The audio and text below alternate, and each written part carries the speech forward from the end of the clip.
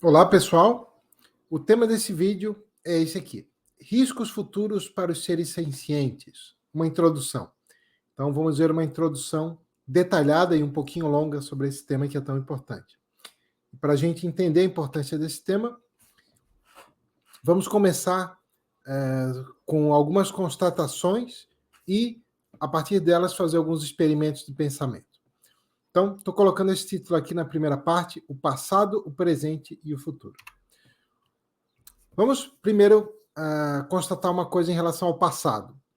O surgimento da pecuária industrial, lá na década de 1930, e a sua aplicação posterior em larga escala, multiplicou enormemente a quantidade de animais mortos e que são obrigados a viver uma vida de sofrimento, e multiplicou também os níveis de sofrimento para cada animal. Isto é, a pecuária industrial multiplicou os danos que os humanos causam aos outros animais em uma escala jamais vista até então na história. No início do século XX, os defensores dos animais provavelmente não imaginariam que dali a algumas poucas décadas surgiria a pecuária industrial. Entretanto, naquela época, no início do século XX, já havia pistas de que a tecnologia que estava surgindo resultaria na pecuária industrial. Tá? Esses são alguns fatos sobre o passado. Agora, vamos imaginar dois experimentos de pensamento. Primeiro, você indo do presente ao passado. Imagine que você pudesse voltar no tempo e avisar aquelas pessoas de que algo terrível estava para surgir. Talvez desse tempo de impedirem o surgimento da pecuária industrial, ou pelo menos de diminuir o seu impacto negativo. É claro, poderia ser tarde demais para tentar alguma coisa. Então, parece que o quanto antes no tempo você conseguisse voltar, maiores as chances de impedir a catástrofe ou de, pelo menos, minimizar o seu impacto negativo, pois aí teríamos mais tempo para tentar fazer alguma coisa. Agora, vamos ver um segundo experimento de pensamento. Você vindo do futuro ao presente. Imagine que você é novamente um viajante do tempo, mas do futuro. Imagine que você veio de 4024 para o ano atual para avisar que estaria para surgir coisas tão terríveis no futuro que tornariam até mesmo a pecuária industrial um grãozinho de areia em comparação. Assim como no exemplo anterior, tem uma razão para você voltar para o ano atual. Primeiro, você tentou voltar para épocas mais próximas de 4024, mas viu que seus esforços seriam inúteis. Você precisava de mais tempo para prevenir as catástrofes. Por essa razão, você veio parar na época atual. Bom, a questão é, o que esses dois exemplos visam colocar para a gente pensar? Em relação ao que poderia surgir de negativo para os seres sencientes no futuro, será que estamos nós, agora, na mesma condição que estavam os defensores dos animais antes da pecuária industrial? É isso que a gente vai discutir a seguir. É disso que trata o conceito de riscos S, que é uma abreviatura para riscos de sofrimento. Tá? Então, basicamente, é sobre isso que essa apresentação vai falar. Quem quiser ver um livro muito bom sobre riscos S, esse Avoiding the Worst Final, How to Prevent a Moral Catastrophe, do Tobias Bauman, que é evitando o pior final, né? Na verdade, é só evitando o pior, né? Como prevenir uma catástrofe moral. Tá? Vários dos argumentos e das classificações que eu vou apresentar nesse vídeo e dos próximos, né, estão explicadas em muito mais detalhes nesse vídeo desse livro do Bauman, que recomendo, vale muito a pena para quem quiser conhecer a fundo essa questão. Tá? Então, como a gente viu, atualmente um número enorme de animais sofre intensamente e, em muitos casos, de formas que não existiam no passado. Né? Da mesma maneira, no futuro, é possível que surjam novas formas de prejudicar os seres sencientes em uma escala muitíssimo maior do que a existente hoje. Então, um conceito usado para tratar desse problema é o conceito de riscos de sofrimento futuro, que é abreviado como riscos S. Então, a gente pode botar uma definição de riscos S assim.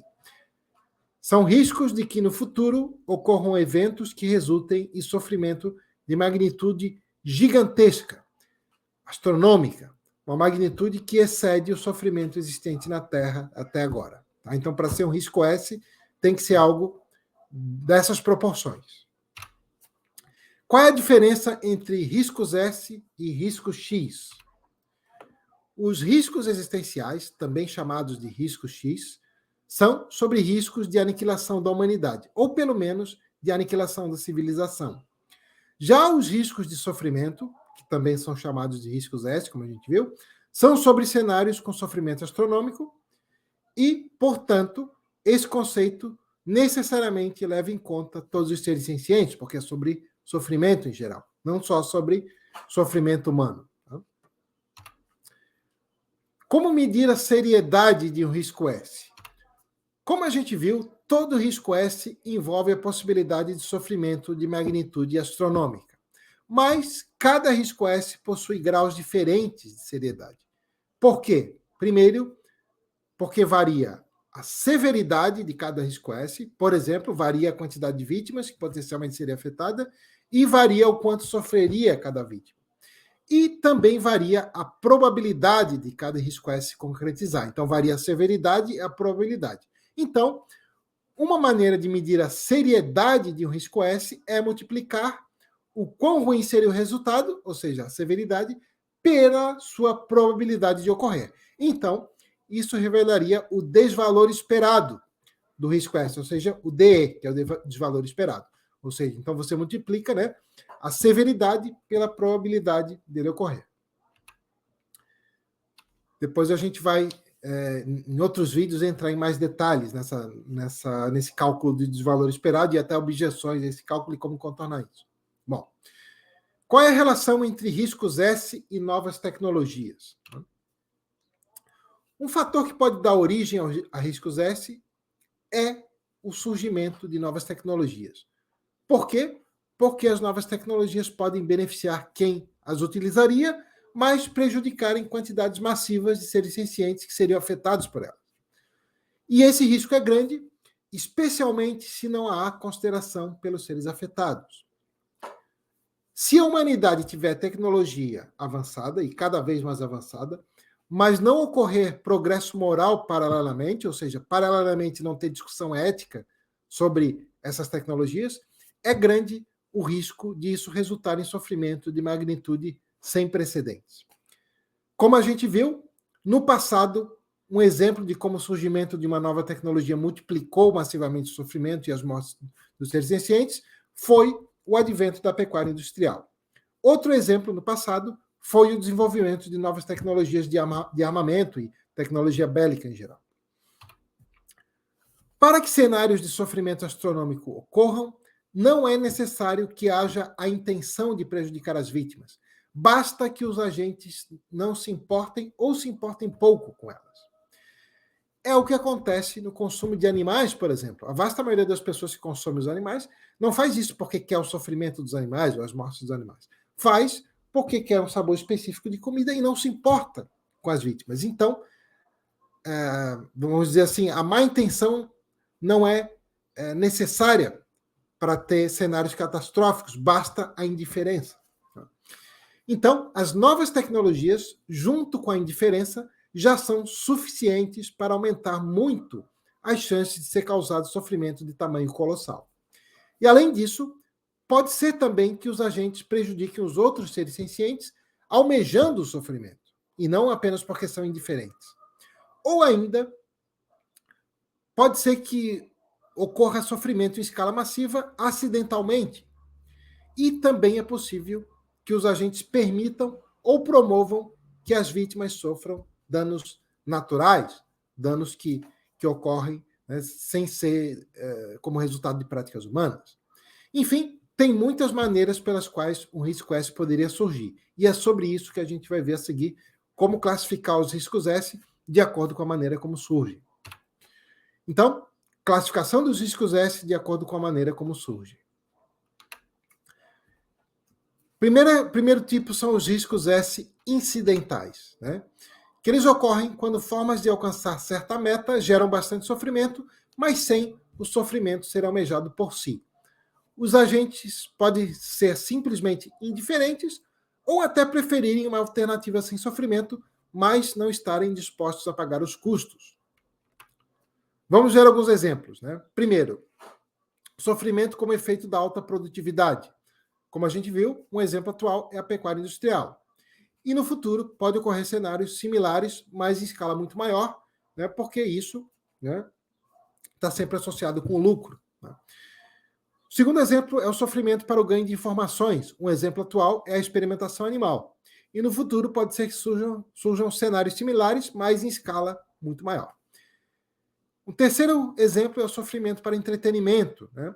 Assim como hoje existem touradas, né? Pode ser que no futuro sejam criados novos tipos de seres sencientes para propósitos de entretenimento. Um segundo tipo são os riscos S agenciais. Novamente, né? um tipo de classificação de acordo com a maneira como eles surgem. Os riscos S agenciais, eles ocorrem quando o agente almeja causar o dano, e não que ele é um efeito colateral ou um efeito instrumental, mas quando a meta é o próprio sofrimento. Por exemplo, né? Primeiro, sádicos. Né? As tecnologias futuras podem multiplicar o poder deles. Né? Outro exemplo são os sentimentos de ódio, né? Porque uma mentalidade tribal do tipo nós versus eles, né? Pode resultar em ódio contra quem pertence a certa etnia, certa religião, certa ideologia política e etc.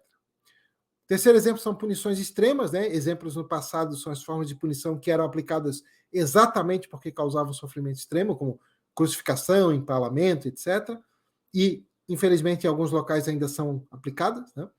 Então, um fator-chave em relação ao aumento de riscos S agenciais é a presença de traços malevolentes em certos indivíduos. Narcisismo, psicopatia, maquiavelismo, né, e sadismo. Né? E isso aumenta consideravelmente as chances de riscos S se esses traços estão em conjunto numa mesma pessoa e estão em indivíduos com muito poder. E, normalmente, né, esses traços ajudam na busca por poder, porque, normalmente, os indivíduos que têm esses traços, eles têm já um desejo forte por poder, e esses traços contribuem para que seja mais fácil que eles consigam alcançar poder, porque eles fazem de tudo, né, o que for necessário para alcançar poder, não importando por cima de quem, de quantos indivíduos eles vão passar por cima. Bom, um terceiro tipo são riscos S naturais, né, que eles surgem sem ação de agentes. Por exemplo, independentemente de ação humana, como a gente viu em outros vídeos, os processos naturais já prejudicam os animais em alto grau. Né? A norma na natureza é eles serem vítimas de desnutrição, fome, sede, doenças, lesões físicas, estresse psicológico, eventos meteorológicos hostis, desastres naturais e vários tipos de conflitos. Né? Para cada animal que consegue sobreviver, literalmente milhares ou mesmo milhões nascem apenas para experimentar sofrimento e morrer prematuramente. Né? A gente viu algo sobre isso em vários outros vídeos, né? Por exemplo, a vasta maioria dos animais na natureza se reproduz maximizando a quantidade de filhotes, com ninhadas que vão desde muitos milhares até vários milhões, né? Às vezes muitos milhões de filhotes por ninhada. Em populações estáveis, normalmente sobrevive 2 em média, né? Então, a vasta maioria nasce apenas para experimentar o sofrimento de morrer, e morrer logo depois, sem nunca ter nenhuma experiência positiva. Esses animais são a vasta maioria dos seres sencientes na Terra, né?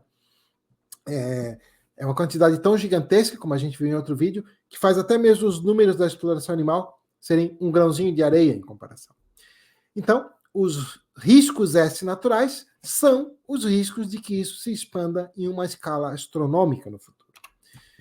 Se essa maximização do sofrimento é resultado da seleção natural, como eu dei no exemplo anterior, então, se existem outros planetas onde a vida senciente chegou a se desenvolver, é provável que isso também tenha ocorrido e continue a ocorrer. E, então, também há o risco de os humanos no futuro virem a expandir esse sofrimento, por exemplo, por meio da propagação da vida para fora da Terra. Né? Embora esse último exemplo, né, a propagação da vida para fora da Terra, já seja um risco S incidental, porque surge de uma prática humana, é também indiretamente um risco natural, porque indiretamente multiplicaria os danos naturais. Né? E às vezes as pessoas falam, isso é coisa de ficção científica, pode ser que não ocorra, bom, mas já tem pistas, né, de que isso está começando a ocorrer, né? Já tem empresas, né, tentando fazer isso, enviar a vida para fora da Terra. Outras classificações. Até agora a gente viu classificações de riscos S de acordo com a maneira como surgem, mas pode surgir classificações, né? Podemos fazer classificações deles de acordo com outros parâmetros. Então, os riscos S podem ser classificados quanto a vários outros parâmetros, e não somente em relação ao modo como surgem. A seguir, botei uma letrinha a mais ali, tá errado? A seguir estão algumas outras possíveis classificações. Classificar entre riscos S conhecidos e desconhecidos, né?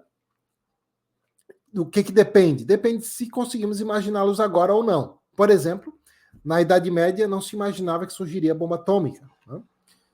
E os riscos S desconhecidos, que são os que a gente não consegue imaginar agora, podem ser classificados de acordo com a maneira como surgem. Por exemplo, riscos S desconhecidos incidentais, quando mecanismos não conhecidos conduzirão a riscos S incidentais. Riscos S desconhecidos agenciais. Pode ser que os agentes do futuro, né, venham a ter razões para causar dano que nós não conhecemos ainda, não imaginamos ainda. E riscos S desconhecidos naturais. Pode ser que o universo já tenha muito mais sofrimento do que a gente pensa, por exemplo, por causas naturais. Outros parâmetros a partir dos quais é possível classificar os riscos S. De acordo com o tipo de ser senciente afetado, por exemplo, se ele é humano ou não humano, se ele é orgânico ou não. A gente vai ver um pouco sobre isso daqui a pouquinho, no próximo bloco aqui desse mesmo vídeo. Pode ser classificado sobre se são riscos S influenciáveis ou não, isto é, se é ou não possível fazer algo para preveni-los ou minimizá-los.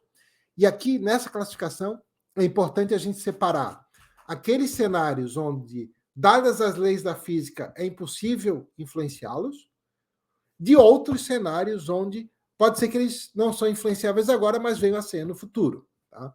Então não quer dizer que só porque um cenário não é influenciável agora, não quer dizer que ele nunca venha a ser. Pode ser que venha a ser no futuro. Tá? Então agora vamos ver alguns exemplos específicos de riscos S. Até agora a gente viu categorizações, agora são os exemplos específicos. Tá? Então a gente vai ver 3 possíveis cenários de sofrimento massivo no futuro e os fatores de risco que poderiam fazer surgi-los. Tá? Em outros vídeos, a gente vai ver algumas estratégias para prevenir isso, mas por enquanto a gente vai ver só, né, os riscos e os fatores que poderiam dar origem a esses riscos. Então, como é difícil estimar a probabilidade de o futuro ser dessa ou daquela maneira, esses exemplos que a gente vai ver são palpites bem informados, mas não são necessariamente os riscos S com maior probabilidade de ocorrer. Pode ser que os riscos S com maior probabilidade sejam riscos que a gente não conhece agora. Tá? E temos que ter em mente também que esses exemplos podem ser ainda uma pequena fração dos riscos S, se comparados aos riscos S ainda desconhecidos. Tá? Então, é importante ter isso em mente. Os riscos S de que a gente lembra mais facilmente podem não ser necessariamente os mais prováveis de vir a ocorrer. Então, é importante a gente tomar cuidado com esse viés, né, da heurística de disponibilidade, de achar que aquilo que a gente lembra mais facilmente é necessariamente aquilo que tem mais probabilidade de ocorrer. Não é necessariamente assim. Então, o primeiro exemplo é o aumento da exploração animal. Existem pelo menos 3 formas pelas quais é possível que o sofrimento causado pela exploração animal venha a ser aumentado de forma massiva no futuro. Primeiro, afetar um maior número de seres sencientes. Segundo, aumentar os danos sofridos por cada animal, individualmente. E terceiro, criar novas formas pelas quais a exploração animal possa acontecer. Um exemplo de risco S desse tipo que se concretizou já e vem se expandindo é o uso de insetos para consumo. Como são animais muito pequenos, para se produzir uma quantidade equivalente de carne, é necessário que uma quantidade muito maior de indivíduos sofra e morra. E, além disso, os invertebrados são tipicamente ainda mais desconsiderados do que os outros animais. Por exemplo, o espaço destinado aos insetos nas fazendas é ainda menor do que aquele dado aos outros animais em proporção ao seu tamanho. A vasta maioria deles não consegue nem se virar. Né? Então, esse é um exemplo de risco S de aumento da exploração animal, que se concretizou. No futuro, isso pode ser expandido. Outro exemplo é a expansão do sofrimento dos animais selvagens. O aumento do sofrimento dos animais selvagens pode ocorrer pelo menos de duas maneiras. Devido ao aumento do número de animais na Terra, como nas práticas que almejam que os ecossistemas retornem ao seu estado anterior à presença humana, por exemplo, aquelas práticas de rewilding, né? Ou devido à propagação intencional ou acidental para a vida para fora da Terra. Essas práticas podem ser boas de um ponto de vista ambientalista ou antropocêntrico, mas são muito negativas para os animais, né? Em outros vídeos do curso, nós vimos também as diferenças entre o ambientalismo e a consideração pelos animais. E como nós vimos em outros vídeos, em detalhes, os processos naturais tendem a maximizar a quantidade de animais que vivem vidas repletas de sofrimento e morrem prematuramente. E isso acontece em uma escala gigantesca, muito maior até do que a exploração animal, e ocorre em maior medida quanto maior for a quantidade de biomassa vegetal disponível, pois, como a gente viu, né, isso é algo diretamente ligado à quantidade de reproduções. Tá? Então, um aumento do sofrimento dos animais selvagens pode ocorrer com o aumento do território natural, seja na Terra, seja para fora da Terra. Outro exemplo é a criação de novas formas de senciência. Tá? A criação de novas formas de senciência pode também dar origem a vastas quantias de sofrimento, especialmente se existir uma alta probabilidade de esses seres não receberem consideração moral. Então, dois exemplos de riscos desse tipo são, primeiro, a criação de animais geneticamente modificados e, especialmente, a criação de formas de senciência não biológicas no futuro. Mas algumas pessoas podem perguntar, tá, mas isso é possível? É possível virem a existir seres sencientes não vivos, não biológicos? Bom, por que existe a possibilidade de senciência não biológica? Porque talvez a senciência apareça toda vez que qualquer estrutura física estiver organizada de modo a fornecer as condições para o seu aparecimento, independentemente de a estrutura ser ou não orgânica. Independente do material, se é de carbono, se é de silício, não importa. Se você tem uma estrutura física organizada de determinada maneira específica, de modo a desempenhar as mesmas funções de um sistema nervoso central e de um cérebro, por exemplo, pode ser que a senciência apareça independentemente do material. Isso não é garantido, mas é uma possibilidade. Por que é uma possibilidade? Então vamos ver assim agora um exemplo para a gente entender como que isso é possível. Vamos ver um experimento mental. Vamos imaginar que nossos neurônios, no futuro, fossem gradualmente substituídos por neurônios não orgânicos. Se a nossa senciência não fosse desaparecendo à medida que os neurônios fossem substituídos, e se continuássemos sencientes após a substituição, estou gaguejando aqui, se continuássemos sencientes após a substituição total dos neurônios, isso sugeriria que é possível que seres não orgânicos no futuro sejam sencientes, desde que tenham uma estrutura organizada de modo a desempenhar a mesma função de um cérebro. Essa possibilidade é um risco S, porque é alta a probabilidade desses seres, se eles chegarem a existir, apesar de serem sencientes, não receberem consideração moral por não serem orgânicos e serem, então, prejudicados das mais diversas formas, assim como hoje são os animais não humanos. E, no futuro, isso poderia ocorrer não apenas por modificações sintéticas nos corpos biológicos, como é aquele exemplo que eu dei dos neurônios, né? Mas também, por exemplo, em simulações sencientes em um programa de computador. Tais seres, apesar de sencientes, poderão não ter rostos, nem se movimentar ou gritar. Então, poderá ser muito difícil sentir empatia por eles. Se tais seres chegarem a existir, então é provável que os humanos não se importarão com eles, assim como acontece em relação aos animais não humanos. Talvez seja até pior, porque os animais já são muito similares aos humanos e ainda assim a maioria dos humanos não se importa muito com eles. E também pode acontecer que uma entidade digital venha a ser senciente e nós não percebamos. Então, é possível que a gente cause sofrimento a ela sem perceber. Então, isso são riscos muito sérios, né? E é por essa razão que, na verdade, os princípios éticos estão aí para contornar a nossa falta de empatia, né? E não que a ética tem que ser fundada na nossa empatia, porque ela é muito limitada. Né? Bom, se a ciência não orgânica for possível, quantidades enormes de seres ciências digitais poderão vir a existir no futuro. Por quê? Porque criá-los poderá envolver menos custos do que criar seres cientes biológicos. Assim como qualquer um pode hoje copiar programas de computador à vontade, é possível que no futuro qualquer um possa criar seres cientes digitais. Então, o potencial para haver números vastíssimos de seres cientes digitais, combinada com a falta de consideração, é um sério risco S. Exatamente como ocorre na pecuária. Ainda mais porque as duas coisas, né, seriam combinadas com incentivos econômicos. Por essa razão, é importante combater não apenas o especismo, mas também o substratismo. Então, vamos entender essas noções. Né? Qual é a relação entre especismo e antropocentrismo e entre substratismo e carbonismo. Então, assim como o antropocentrismo é uma forma de especismo contra quem não pertence à espécie humana, o carbonismo seria, então, uma forma de substratismo contra quem não é orgânico. Né? Ou seja, o especismo é a discriminação com base na espécie a qual alguém pertence e o substratismo com base no substrato. Né? Por isso tudo, é importante enfatizar que os animais devem ser considerados porque são sencientes, ou seja, porque são capazes de sofrer e desfrutar, e não porque são animais ou porque são seres vivos. Né?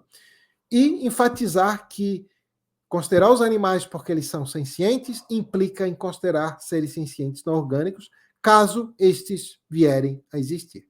Tá? Alguém poderia objetar assim, tá, mas talvez a probabilidade disso ocorrer não seja lá muito certeira, não seja muito alta. Mas lembrem da questão do desvalor esperado. Se a gente multiplicar o quão ruim seria o cenário pela probabilidade de ocorrer, isso ainda nos dá razões fortíssimas para tentar prevenir que isso ocorra. Mesmo que pode ser que nunca venha a ocorrer. Né? Bom, conclusão. Os riscos de que os cenários mencionados acima se concretizem não são triviais. Na verdade, esses riscos são muito grandes. Por quê? Porque é fácil ignorar esses problemas e, além disso, eles não estão sendo discutidos na atualidade. Por essa razão, então, é necessário que se inicie um amplo debate sobre os riscos S. E o quanto antes. Né? Vamos voltar naquele exemplo que a gente deu no começo. Né? A gente vindo do futuro ao passado. Né? Parece que o quanto antes a gente conseguisse voltar para começar a ter discussão sobre isso, maiores as chances de se prevenir os riscos S. Né? E é pela mesma razão que o quanto antes a gente começar a debater sobre isso, maiores as chances da gente prevenir que isso ocorra, ou pelo menos que ocorra em menor medida. É isso, então. Nos próximos vídeos a gente vai continuar discutindo outros aspectos desse tema, né? Continuar nesse debate. Obrigado, pessoal. Um abraço. Tchau.